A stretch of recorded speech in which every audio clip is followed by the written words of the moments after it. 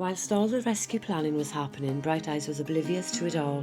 Instead, she swam up the river, weaving in and around the rocks, counting the salmon along the way. There were hundreds of them, all with one destination in mind, to where the fresh water ran clean. This time, Bright Eyes trusted her intuition and joined the salmon on their journey to the place of creation. It was comforting to share a little of the journey with the intuitive salmon. It took a relentless 18 days to swim 253 miles. With many rest stops hanging in the current shadows of big rocks, they gained energy to push forward until they reached their destination. Sadly, a lot of salmon, after laying their eggs in the perfect spot of fresh water, lose all will to live. They float around for days exhausted, too tired to swim or care about the river's flow. Then finally they surrender themselves free of the fight and become food for various animals dwelling downriver. They died with dignity, knowing that they tried their best in life and left a legacy behind before transitioning into the spirit world.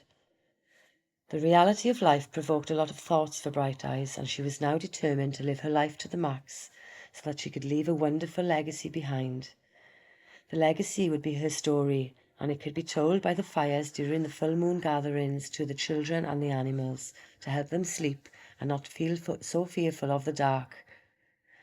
Without darkness there cannot be light. It would be an inspiring story to soothe the creatures when they felt lost and scared.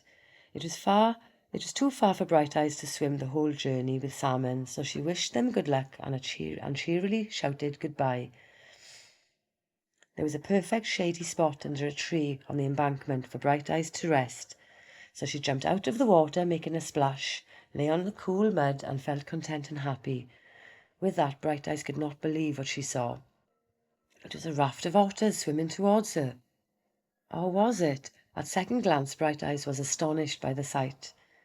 Was she dreaming? The raft of otters were in fact not otters, but beavers.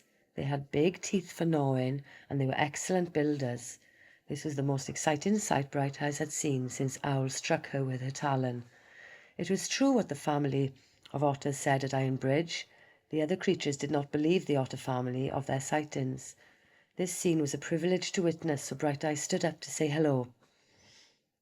The colony of beavers who were swimming towards her ignored her. "Hello there," said Bright Eyes. There was no reply again. So Bright Eyes looked down at the ground.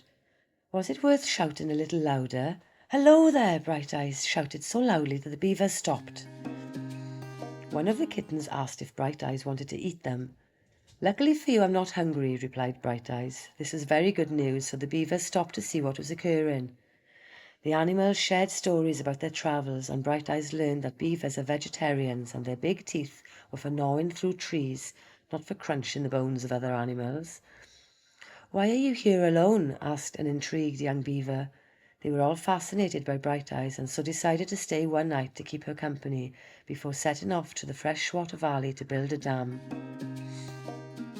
"Why do you build dams?" asked Bright Eyes curiously.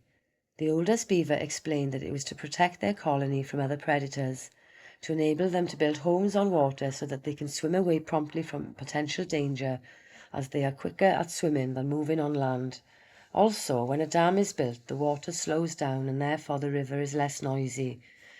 Maybe I could join the colony, Bright Eyes thought, but beavers did not like the fact that otters ate fish, and they did not like the smell of fish one bit.